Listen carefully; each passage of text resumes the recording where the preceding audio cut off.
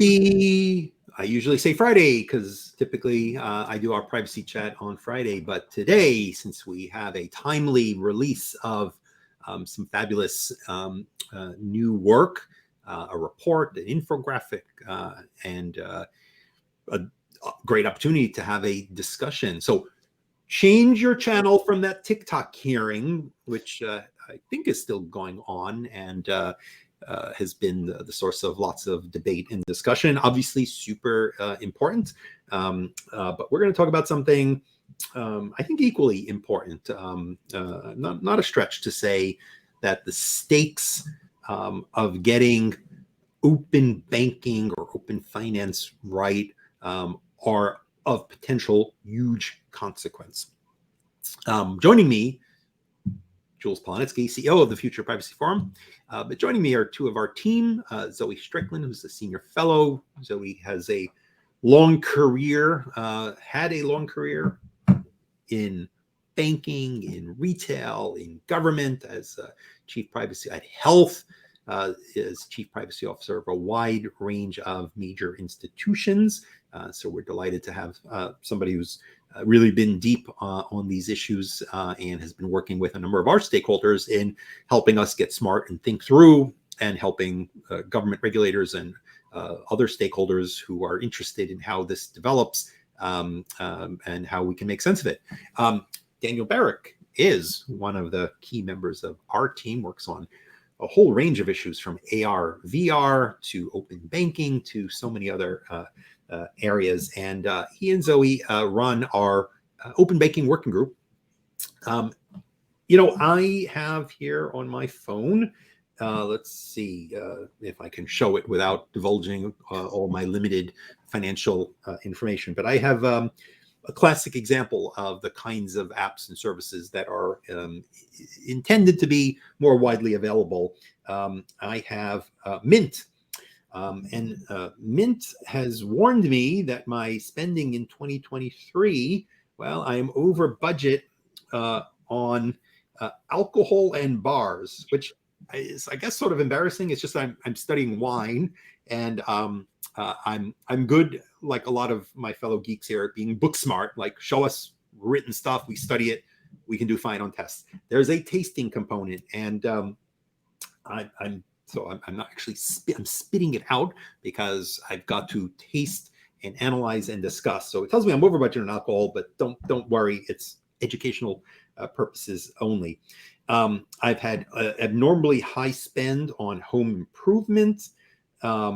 Anyway, you get the idea. There are apps, whether they are tools that can help you manage your money better by seeing what you have across your various accounts, maybe provide services cheaper than other banking institutions if it's payments or if it's some of the other kinds of things we need to do.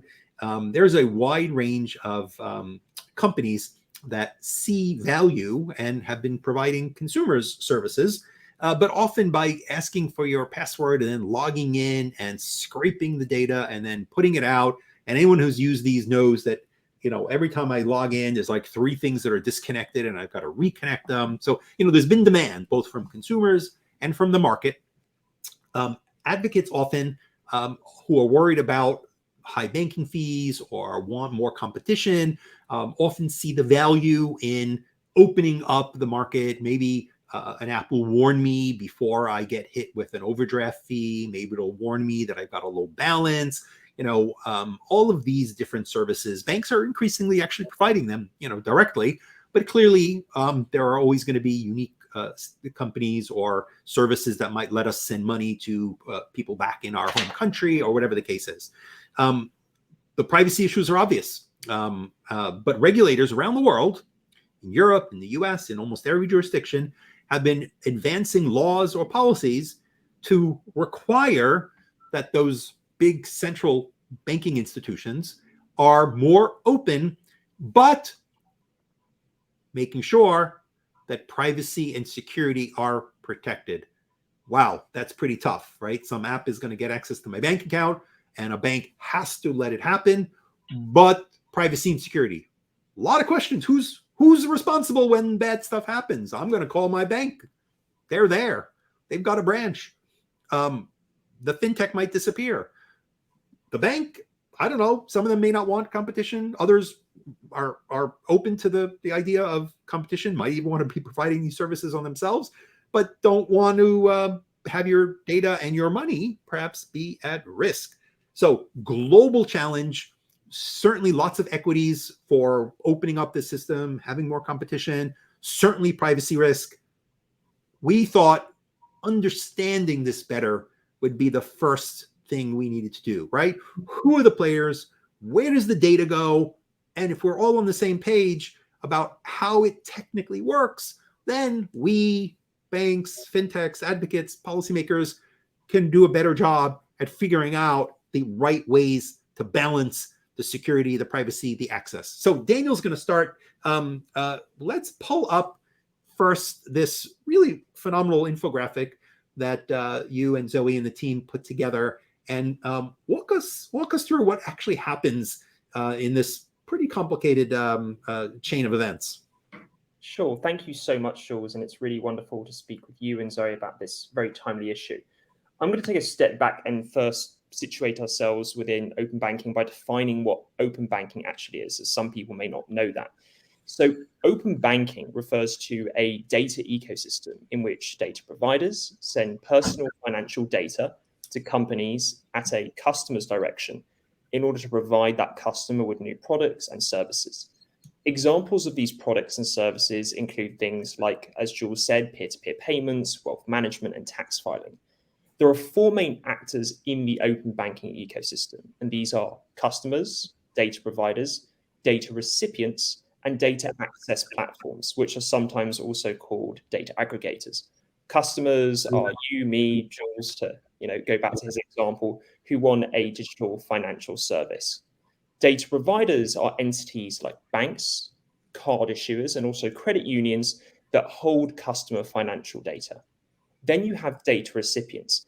These are fintech companies, but they could also be potentially larger big tech companies, as they're known, that need customer data to provide requested services or products. And finally, you have, as I said, the data access platforms or aggregators. These are intermediaries that support data flows between data recipients and data providers through various technical means, including screen scraping, or more commonly today, application programming interface or APIs, which we'll discuss more in detail later on. In addition to that, I think it's helpful to also situate ourselves in this discussion by understanding what are some examples of open banking. So Jules, you provided some really great examples from your own life, namely Yodlee and Mint. And so I'll start with those kinds of services, which belong to the category of wealth management tools. These tools come in many different forms. Some of these provide customers with dashboards, which display information about things like spending habits, going back to Jules' example, with his sommelier course, or to predict when they'll hit their overdraft limit. Others simply give individuals a single place to monitor all their accounts from multiple financial institutions in one place. The idea being that you save time not having to go app by app to learn the information you need. And finally, some other tools help individuals make investments, such as purchasing stocks. In addition to wealth management tools, you have things like peer-to-peer payment apps. Examples include things like Venmo and PayPal. These allow individuals to quickly pay back their friends and other actors without having to use hard cash or a credit or debit card. And finally, you have things like tax preparation payments. These include things like TurboTax in the US and EcoSpend in the UK. The idea behind these services is that they connect directly to your bank account and they pull information from that account and use that data that they pull to pre-populate fields in the tax forms that you submit to the relevant tax authority. And the idea here, at least, is that this is supposed to cut down on errors that some people may arrive at if they were to input that data manually. Now, most of these examples focus on the relationship between providers and small fintech companies, but it's also important to flag here that there are larger big tech companies which are getting increasingly active in the open banking space. For example, going all the way to China, Alipay, a well-known mobile and online payment platform app, allows users to do a variety of open banking products and services, such as paying their credit card bills, managing their bank accounts, initiating P2P transfers, paying for utilities, and much more. With all that said, let's walk through this infographic and describe how open banking works. It's important to note at the outset that in order to provide any sort of value to users, open banking requires fintech apps to have access to the user's financial account data, which gets into some of the privacy concerns that Jules was alluding to before and that Zoe will speak to a bit more in a bit. Several steps must occur for these apps to obtain this data, which we visualize in our infographic. And this can be made possible through application programming interfaces, or APIs.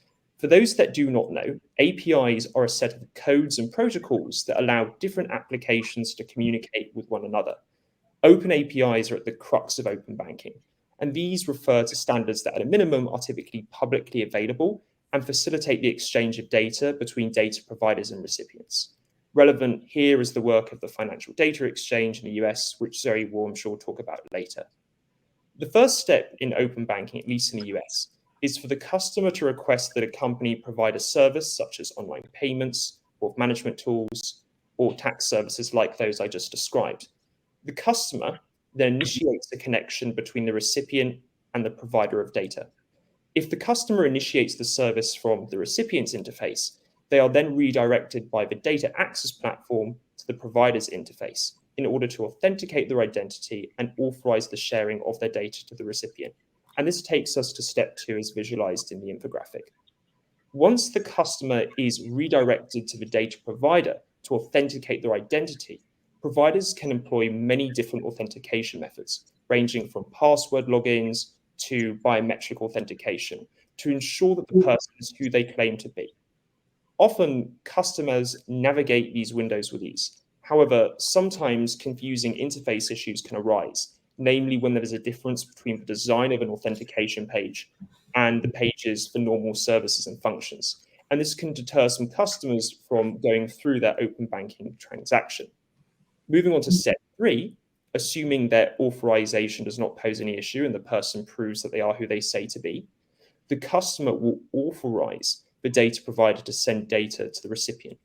The customer will see options to share certain types of information to that recipient. However, it's important to note, and this is very important in light of some of the concerns that Zoe will explore in a moment, sometimes the provider won't have much insight into downstream uses of data, how that data will be used and why it's necessary for the recipient service. And this underscores the importance of different actors working together to promote transparency. Finally, moving on to step 4, provided that authentication has been completed and the customer has provided authorization to share data, the provider initiates sending the customer's data to the recipient. The data access platform will pull the data through APIs to the recipient, and the recipient uses the data to power the open banking products and services. And that's how it works.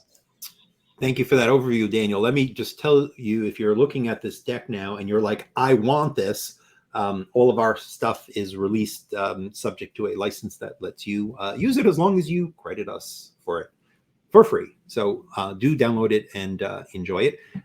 The second thing I'll say is, in addition to Zoe and Daniel being experts here, we worked with companies who are in just about every one of the boxes that you see here, and other stakeholders, and they edited and critiqued and tweaked. And so the wording is careful, it's accurate. This is a really good expert snapshot, really informed by a lot of the folks who really understand the nuts and bolts.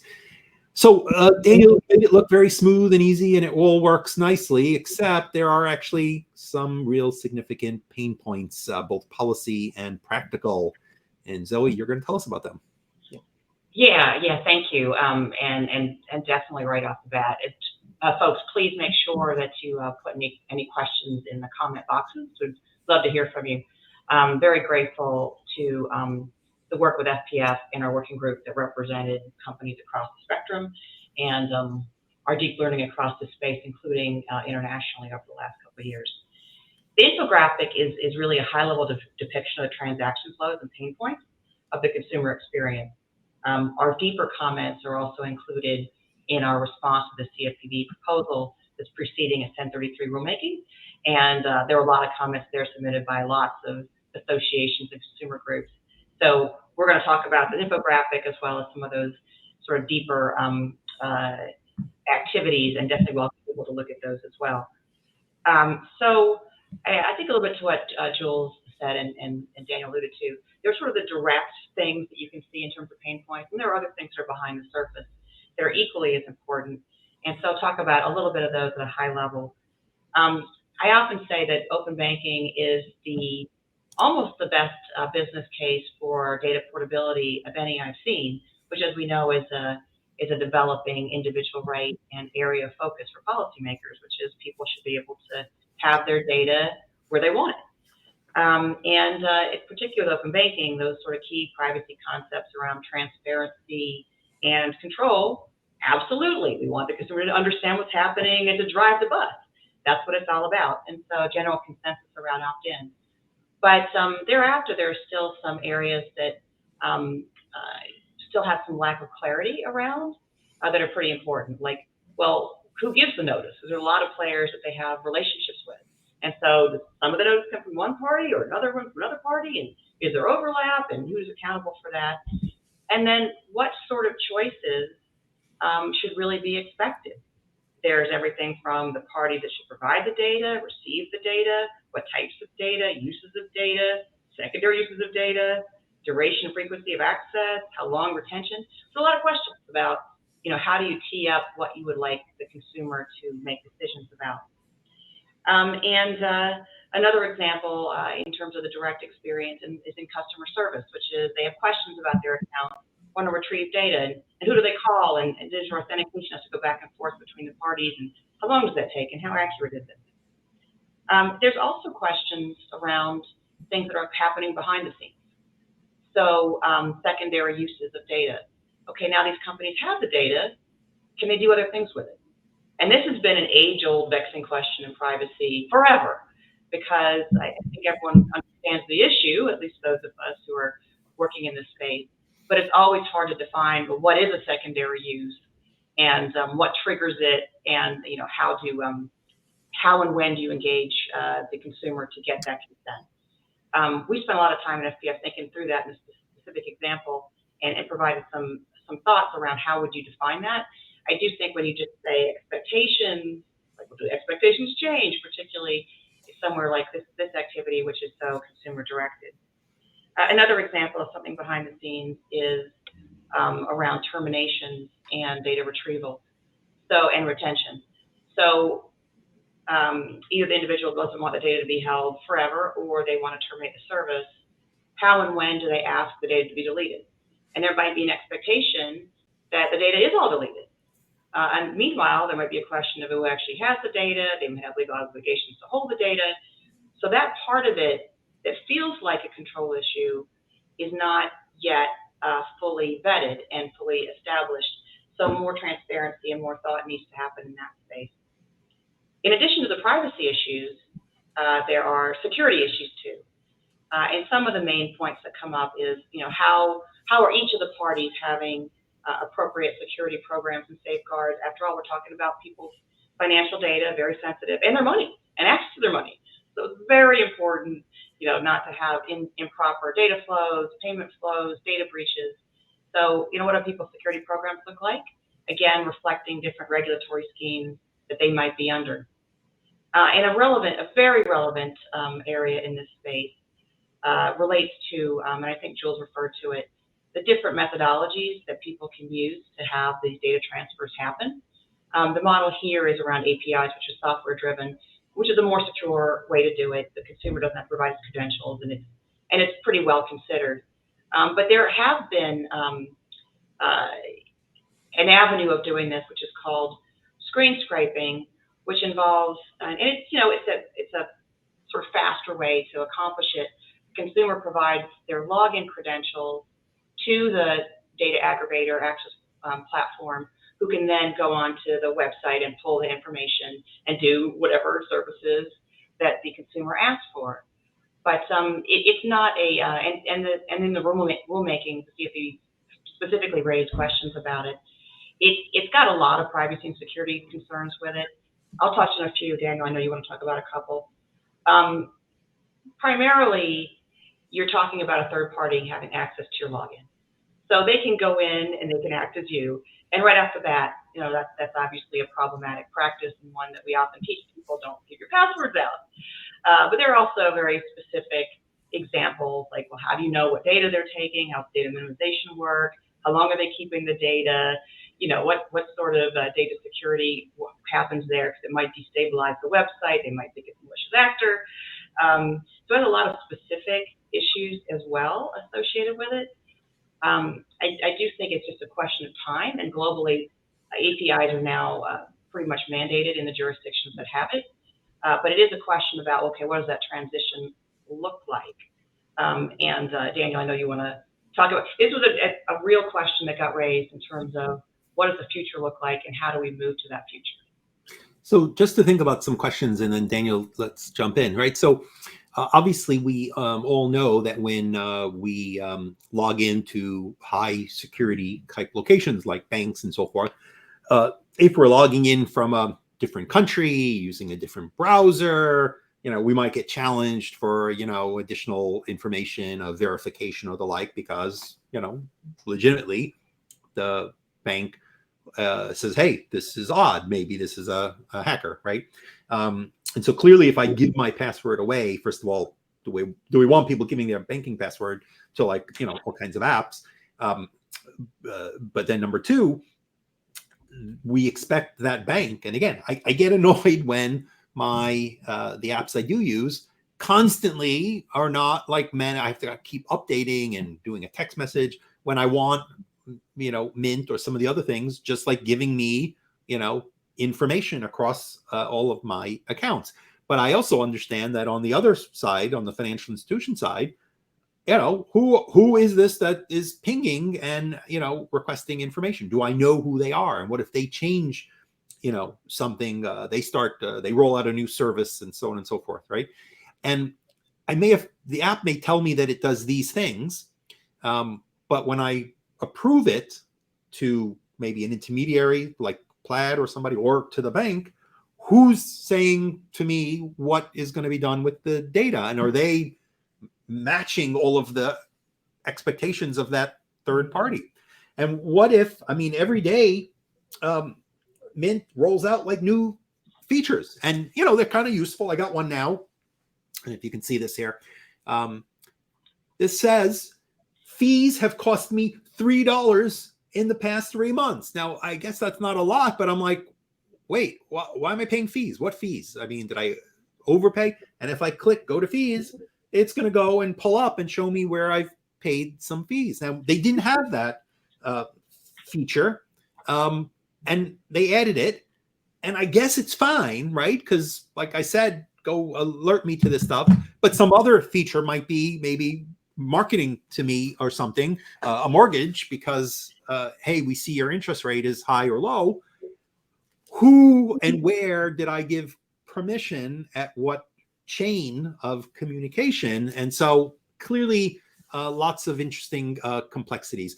Let me quickly bring in privacy expert Robin Andrus, whose question to us here was, she looked at the policy of an intermediary, and she said at the time they used the data for their own benefit. She says similar to the ad ecosystem, where obviously a lot, not all, but a lot of third parties use the data for future advertising and marketing, enhancing profiles. So obviously, Zoe addressed sort of a bit of this. I guess I'd like an intermediary who is working across many financial institutions. If they see, fraud and a hacker coming in from a certain IP address, I really hope they would, shut that down and use that across all clients. On the other extreme, well, I don't want them necessarily selling data. Clearly some secondary use, like, here's how many transactions we've handled, but they might also know how people are spending, and they might publish reports on that are aggregated or not. So this is one of the key questions that the regulators need to decide, right? Like, what are the legitimate additional uses? Security, probably the obvious one, fraud. But what about new features? Oh, everybody wants to do this. Our customers want that. We've learned that. That's, under GDPR, we see the EDPB saying that for product improvement, you need a different legal basis than, say, contract, which might be commonly used here. So the first party may not actually have the rights to be using or sharing, the data, or you may not have the rights without having a proper legal basis. This ends up being one of the big issues with some of the European open banking directives and local law. Anyway, tell us more. So, there's a lot in that question that covers, some key privacy issues around notices, consent, secondary uses, and the relationship to the parties, which I'm going to talk about in a second in terms of the final pain point around roles and responsibilities. So I do welcome people. I mean, I know oftentimes you read a privacy policy, you're like, oh, I've read this. The lawyers and the policy writers have gotten very good at fine-tuning these. But sometimes there really are differences. And some of the privacy policies you'll read will say things like, I'm going to go access all your contacts, suck them in. So there really is some value in reading the privacy policies. I do think there is a question around secondary uses. The CFPB is looking at that. I know other regulators throughout the world are as well as some of the Congress people are now looking at this as well. So the whole question around uses, besides just notice and sharing, are being looked at. I do think, and again, FPF put a lot of thought into how we would define secondary uses in this space, which really be around, providing the service and customer service related to that provision, and maybe benefiting from that customer service experience from a company perspective. But otherwise, you can get these secondary uses that will not be consistent and may be relatively aggressive. I do think the question around roles is key here, and that's been a lot of our conversation. It's in the infographic as well. Final pain point I want to arise, besides the front end, the back end, privacy security, is the roles and responsibilities of the parties. Part of it is who does what. We talked about that a little bit, because there's some gray area about who should really manage some of that handoff and transition. But there's also a question of who, and I think Jill alluded to this, who's accountable for things? Things go wrong. There's a data breach. The data flows the wrong way. The money flows the wrong way. The regulations are different. And so, what can be done to have people understand that and to make that more consistent if possible? The two areas that we spent quite a bit of time on related to the relationship in the comment letter around, look, there really is not a service provider relationship because these intermediaries have an independent relationship with the consumer. The bank does not have the right to tell them what to do, like a service provider. Service providers are committed to 100% control. It's not the case here. They have an independent relationship, a lot like a controller. And so that's been our conversation, which is when you have more than one controller, what does that model look like, both in terms of who does what again, and what does accountability look like, but it helps with things like what do contracts look like, what does liability look like, what does oversight look like, which is a big, big deal in the banking area, the risk management and oversight models, what's reasonable, what really gets at risks versus over or under inclusion in that space. I think a main area that gets highlighted here, again, Jules was highlighting it, which is there are different regulatory schemes that apply depending on where you sit in the ecosystem. And a lot of the conversation is, and I think there's a lot of consensus to say a level playing field is better. It's better for the consumer. The parties understand it better. They would negotiate contracts more easily. But there's still that pesky thing of what's the regulatory jurisdiction. So a lot of folks are encouraging the CFPB to look at a larger participant role, to bring in data aggregators and maybe some other players. But I think that we're seeing the policymakers think pretty hard about what's the right policy and then how can they best get there. And it might be they can continue to grow the pie in terms of what services they cover, what entities they cover, and then how does oversight fill in any gaps that might still exist about who does what and what's fair and reasonable to the consumer. For the non-U.S. folks, or the folks who are not, familiar with the alphabets of U.S.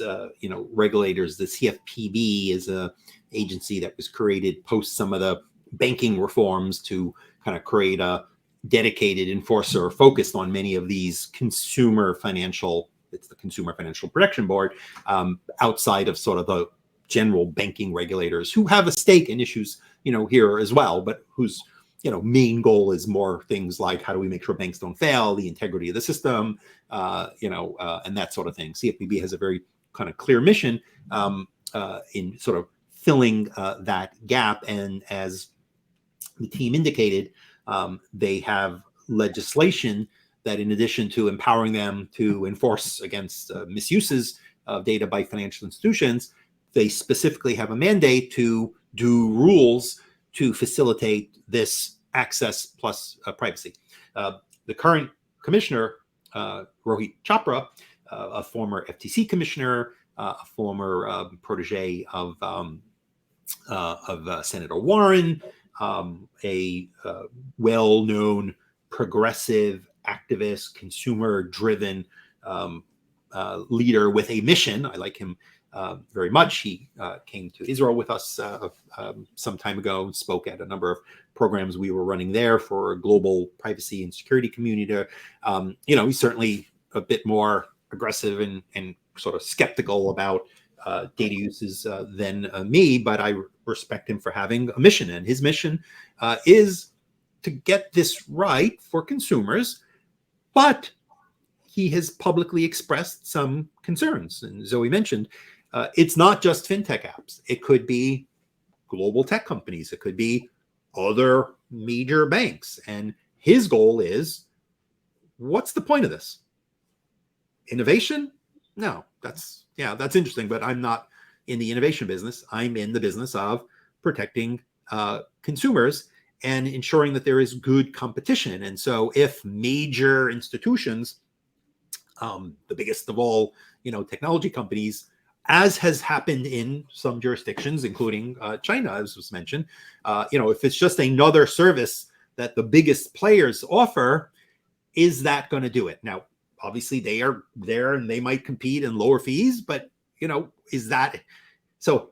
It seems to me, and this is just my personal view, he's looking sort of to thread the needle. How do we open up competition, but how do we open it up so that the end goal of actually having healthy competition and having low prices and bringing down fees really work for consumers? So that's that's I think been one of the things that may have slowed the process. This has been going on for a while, but there is indeed movement, and Congress may be sharing its views as well. Daniel, do you want to touch base? I know there's a bill proposed by the actual chair of the House Financial Services Committee. So, a very relevant player. There's interest on the Senate side. What can you tell us about what might be happening in Congress? No, absolutely. Happy to talk about that. One thing I just wanted to say, though, in response to Robin's question regarding whether we're seeing trends from regulators regarding how entities within open banking use data for a company's own benefits. I think there certainly is. I mean, I'll point your attention to a recent request for information from the CFP earlier this month under the Fair Credit Reporting Act, FCRA, which specifically kind of deals with how they're defining data brokers and whether that falls within the definition of consumer reporting agencies. And they specifically call out data aggregators and their relationships with financial institutions. So even at the high level of there being multiple regulators who could potentially have a bearing on this space, as Zoe said, even within kind of agencies, there are multiple things that are going on which could affect open banking. And with that said, I will kind of turn our attention to efforts that are going on right now on the Hill. As much as there is a lot of focus, understandably, with Section 1033, as Zoe so eloquently talked about, there's also stuff going on right now in Congress, specifically Representative McHenry of the House of Representatives in February of this year introduced a public draft that proposes several changes to the Gramm-Leach-Bliley Act, or the GLBA as it's also known. And for those that don't know, very quickly, this is a law that requires financial institutions, companies that offer consumers financial products or services like loans, investment advice, etc., to explain their information sharing practices to their customers and to safeguard sensitive data. Among the changes introduced by the bill to the GLBA include broadly preempting state and local laws and regulations related to financial institutions' privacy obligations as they enumerate them, adding new rights to access and delete information, and expanding the GLBA's current notice and opt-out requirements to encompass the collection, not just the disclosure, as the current GLBA does, of non-public personal information, which is the kind of information that the GLBA applies to. And at FPF, we've analysed and identified several notable provisions of this bill, which we'll share with you right now. The first of these deals with opt-in consent versus opt-out consent. So the public draft from McHenry specifically prohibits financial institutions from willfully using MPI without the consent of an individual with whom the financial institution has a customer or consumer relationship. And this is enumerated in section 501C of the draft. However, the bill also has opt-out requirements relating to the collection and disclosure of MPI. Now, this is interesting because it suggests that the bill would create separate consent regimes depending on the nature of the processing, one for the willful use of MPI and the other for the collection and disclosure of this data. Right now, it's uncertain how these regimes would differ in practice, and if so, what the policy rationale is. While financial institutions would only need to provide individuals with an opportunity to indicate their preferences regarding the collection or disclosure of the MPI, i.e. opt-out consent, it's unclear if Section 501C requires opt-in. Daniel, help me understand. Who's opting in or out to what? I mean, a bank has my data. Yeah. App wants it. Where's the opt-in or opt-out? Right. So in this particular bill, as it's proposed, the opt-out would belong to individuals who have a consumer relationship with a financial institution or are customers of that financial institution. Those are the people who possess. What are they opting out of? Right. So they're opting out from the willful use of their non-public personal information, or MPI. By who? By who? By the financial institution's willful use of it. So this is unrelated to the fintech access. This is simply what can financial institutions do with consumer data? Right, that's correct. It relates to what financial institutions could do with this data. Doesn't GLBA already cover that? Yeah, it's scoped to banks, but Yes. as Daniel was saying, they specifically now bring in data aggregators. They don't have to play a game with a larger participant role. They're in too. That's not everybody. Whatever data aggregator is, and they try to define that. But it's to Daniel's point, they're adding a new right, which is a little bit unclear because GLBA has always been an opt-out regime for sharing of information. Now they're thinking around use, and it's unclear what that standard is and how it will apply. So he's just flagging that as something that everyone is paying attention to. Yes. Yeah, no, and I'll just elaborate on that, and thank you for that, Sarah. Yeah, the willful use language is new. That's not something that the GLBA currently contains. It specifically addresses the disclosure as opposed to willful use. And, the point that we would like to make is that this provision's language is similar to that found in state comprehensive laws that require opt-in consent for sensitive data. So, for example, if you look at the Connecticut Data Privacy Act, that prohibits controllers from processing sensitive data, and the operative language is this, without obtaining the consumer's consent. This weighs in support of this provision potentially requiring opt-in consent rather than opt-out, which is what applies to the collection and disclosure of that data. One other thing I'll add pertaining to screen scraping open banking is that since this bill creates new obligations for financial institutions regarding the collection of account credentials, which, as Zoe said, is kind of what powers screen scraping, the bill would affect screen scraping activities that these institutions may or may not have used in the open banking sector. For those that do not know, again, screen scraping is kind of the use of credentials to pull data from a bank's website.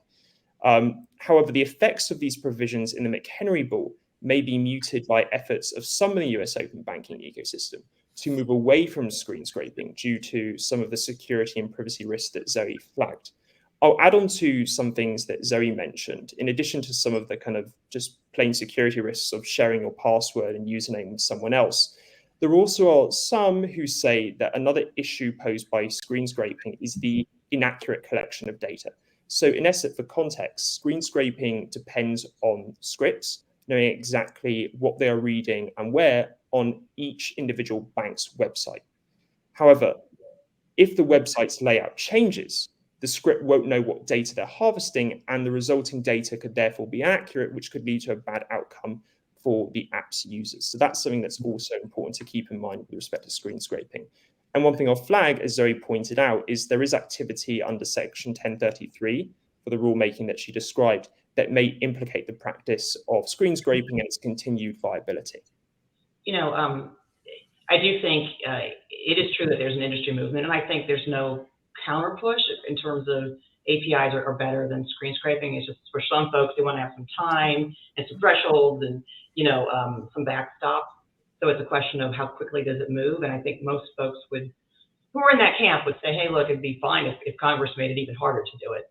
I do think what's interesting about some of the legislative activity is, and I think this is besides the financial bill, is that a lot of the ideas we're seeing now are borrowing from very modern privacy ideas.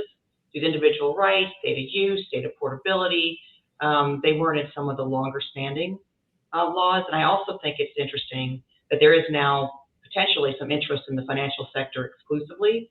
And that could be a question of, the broad-based privacy bills, very difficult to lift. So maybe there's some way to look at particular sectors, particularly since there's such a lot of attention to the data portability question.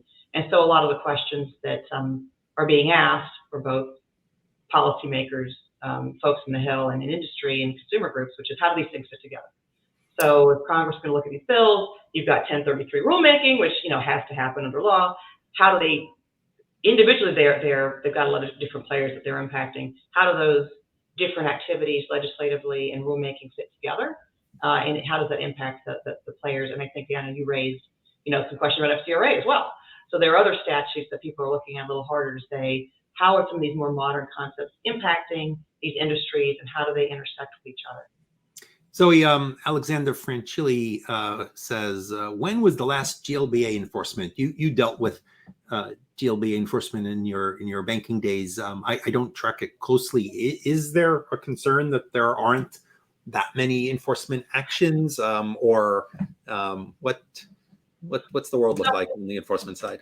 One thing I would say, and we're happy to do a little poking on Google and supplement, if that's something that we can do. But generally speaking, and people might not have an appreciation for this, a lot of the enforcement actions are not public.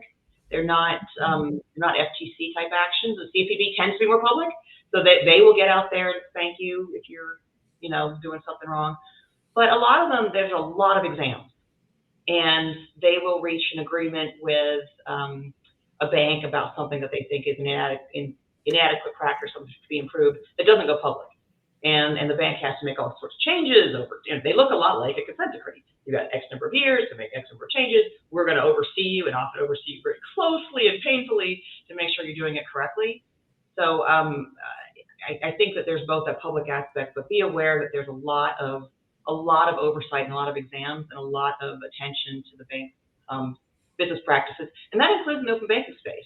A lot of conversations there about what is their role and how far do they need to go to oversee all the data flows and data uses downstream. Our friend Olawafaranmi Salami, if I pronounced it right, I hope I did, asks, do regulatory authorities have concise guidelines for construction of privacy policies, or is it limited to what the data recipients and data providers set out? Well, that's a hard question, right? Because I think at a high level, what I see happening is regulatory authorities or legislators mandating increasingly more and more things that need to be in privacy policies. Very specific. The other day, I posted here a picture of an oven.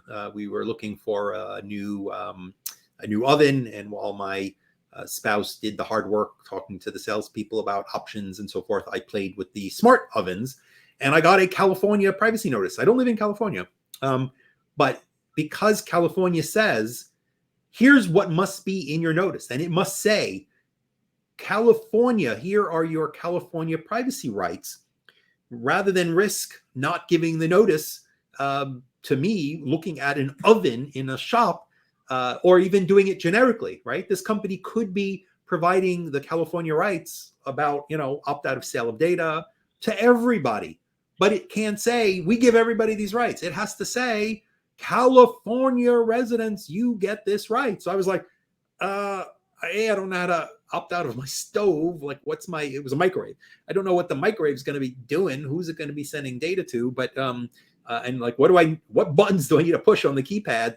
Is the popcorn setting that's going to like up me out of sale? But it didn't even make sense.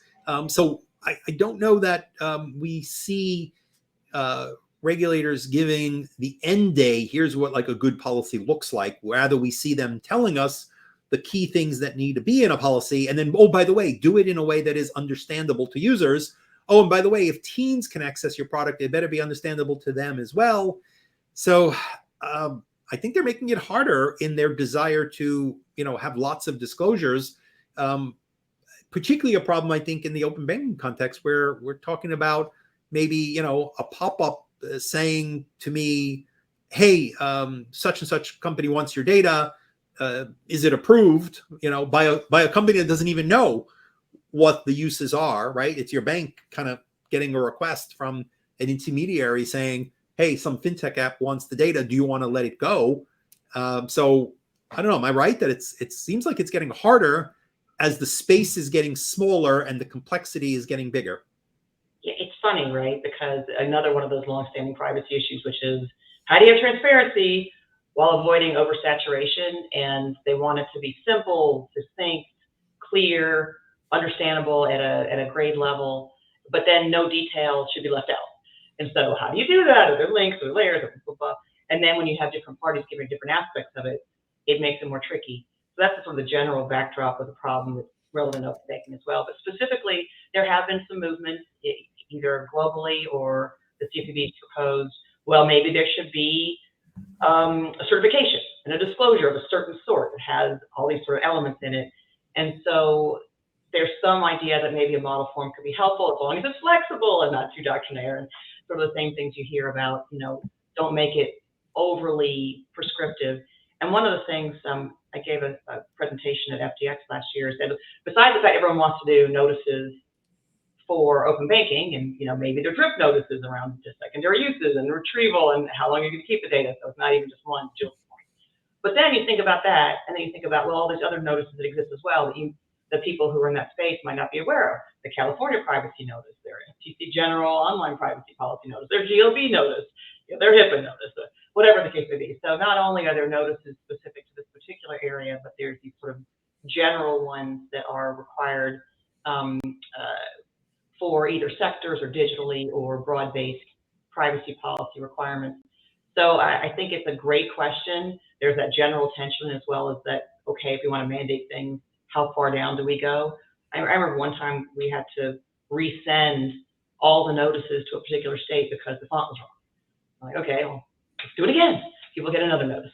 So, I don't think that there's an obvious answer, but it's definitely one that people think through in terms of what is the most coherent. And I will say the final comment on this, Trevor, Daniel. One of the things I really like in terms of modern privacy development is you see more UX folks getting engaged in privacy issues. So what is the user experience? What is a good flow? What is more coherent, understandable language? So there are more parts of a company that are coming together to help solve some of these issues. If anybody has questions, we're keeping an eye and we're going to try to answer them. People want to know more. I found this book super useful. Daniel's got his copy right. I got one. And Zoe's got one. Really thoughtful, well done chapters on almost all of the relevant issues. So put together by Professor Linda Zheng. There's even a chapter from our good friend, the Deputy Privacy Commissioner of Singapore. They've been leaders on open banking, so I highly recommend it. And on that note of, say, Singapore and the global environment, can I ask you guys to say a word? I think, Zoe, you were going to lead on this, on international, which Horia Tabatabai Sultani flags to us. What's playing out differently? And we helped run an OECD program, and I think there's a report from that's coming out, that's already published, where we helped convene the privacy regulators and the data protection regulators in one big conference to actually try to engage with the conflicts here. What's happening internationally? Yeah, I'll start, and then Daniel, I'll turn over to talk about the different models. Absolutely, I think that other jurisdictions, not for the first time, have said, look, here's an area where we really want to look at privacy, competition, innovation. Europe was a driver as well, in the UK. We did lead, to Jill's point, a conference or co-hosted a conference with the OECD last spring around open banking and pulled together regulators and thought leaders and academics and companies from around the world, India, Singapore, a lot of Europeans, South America. I mean, it was a full representation, a full 2.5 days of content where people went through them pretty deeply. And the report did just come out in February. I'm hoping we can link to that on our website so people can see that. I think it did a very thorough job of talking about the different approaches that we've seen across the globe. And there might be more to come there. I mean, the report talks about, look, one of the things that was raised is there's a benefit to more collaboration between policymakers who oversee different parts. So the privacy folks, the banking folks, the competition folks. Can we get these regulators together to do more of a horizontal view? So that was raised a few times, and I think more activity there. And the other thing that's going to be a significant event is PSD2 is going to be looked at in this next year with some draft legislation likely. There's been quite a few panel discussions and materials provided to think through some of the pain points there in terms of improvement. And again, many jurisdictions have been looking at this in different ways. We identified 3 different models in terms of top-down, hybrid, or market-driven. I don't know, Daniel, if you want to on that. And just a point for those listening, PSD2 is the European regulation for electronic payment services, right? So one of the interesting notes is when we talk about open banking, open finance, the legislation and the mandates in different parts of the country may be different depending on how wide the aperture that the regulators had in mind when they advanced regulation to kind of press the issue forward. Yeah, PSD2 is Payment Service Directive 2, and it's been a heavy driver of changes, particularly in the UK, and more to come there. And in some countries, there's sort of been a focus on like a central gatekeeper that might be like, structured or put up by the banking institution or by the government, and everyone might work with that sort of central API. In the US, obviously, we've got, a model where there are multiple intermediaries and folks like FTX, which Zoe mentioned. She gave a leading talk there recently, the Financial Data Exchange Network, kind of, I think that's their name. And they focus on trying to set practices and standards for all of the players in the ecosystem. So certainly privacy and security is relevant, but they're also, worrying about a lot of just the nuts and bolts of how do you communicate the complicated, how do these APIs actually work in a way that is reliable? Yeah. Daniel. Yeah, no, thanks, Jules. Great points. I'll add a few extra notes onto Zoe's really great response regarding kind of how we see open banking operating on an international scale. So at a very high level, there are kind of 3 big buckets that you can use to categorize different open banking regimes around the world, including in the US. The first are those jurisdictions which have mandated entities, banks namely, to provide access to data they hold to other entities, provided they clear a certain process. Examples of these include the UK, PSD2, as Jules was just talking about, but you also see examples of this in Mexico and other countries. And what's notable about some of these jurisdictions is sometimes they also mandate reciprocation of data flow. So the data flow is not just going from the providers to the recipients, there could also be some back and forth there. Other jurisdictions have taken a much more hybrid approach, providing roles for both the government and private sector. For example, the government may be involved in facilitating what the technical standards are, but they don't mandate the sharing, allowing entities to implement open banking regimes when it suits them in order to achieve their goals. And finally, you have market-led jurisdictions, such as you have in the United States, where the private sector takes a more active role in setting standards for things like what the APIs are. As Jules mentioned, FTX in the US has been particularly active in this space, as opposed to implementing and imposing rules from the top down. So those are kind of the 3 main buckets that kind of we use to think about how open banking is operationalized in other jurisdictions around the world. And I would say, just having been a global CPO, this question is, again, a frequent one, which is, I got different requirements in different countries. Sometimes you can make them all work together. Sometimes it's more difficult, or sometimes it's gray. And it's another area, especially since the rules and the conversations are still moving, that you need to, stay on top of, to see how you can navigate through that to do something that makes sense for a global outfit. Well, here's what I like about this issue. General data protection laws around the world are mandating consumer access. Great. They're mandating portability. Great.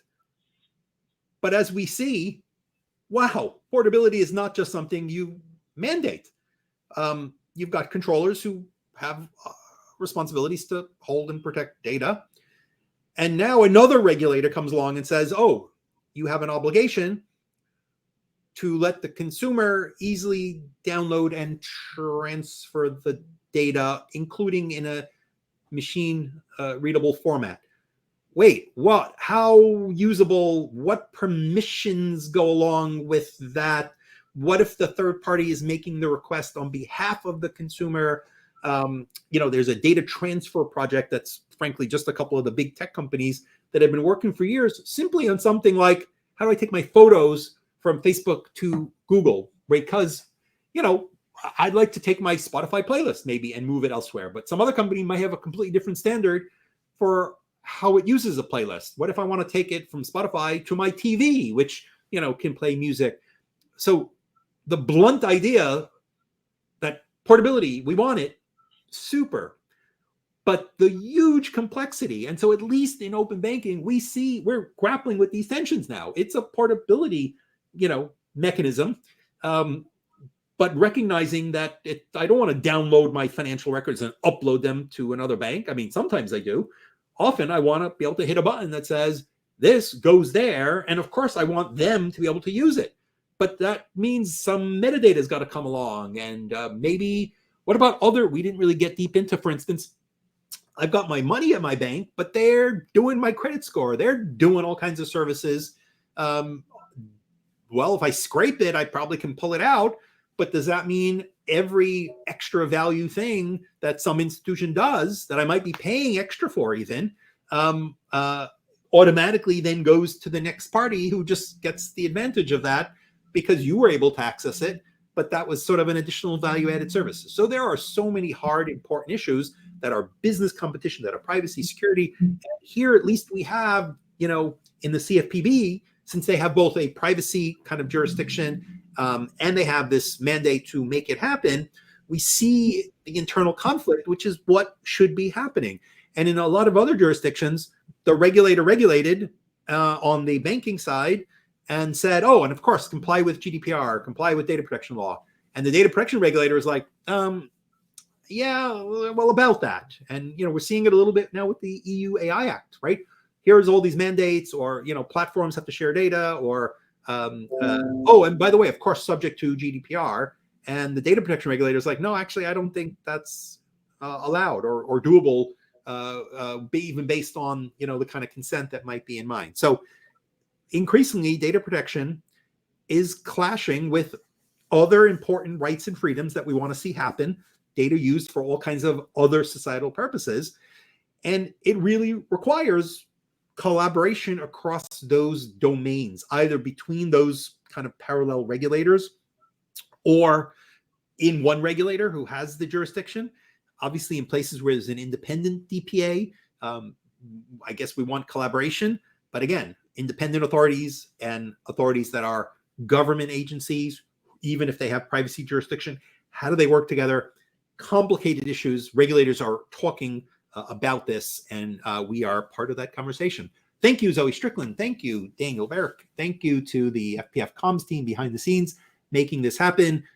Please do download, print out the infographic. Tell us if you like it, and please do follow our open banking work. Read our comments, read the OECD report, and stay tuned if you'd like to get involved because this is relevant to your particular sector. Hey, be in touch with us. Thanks, guys. Have a great day. Thank you. Thanks.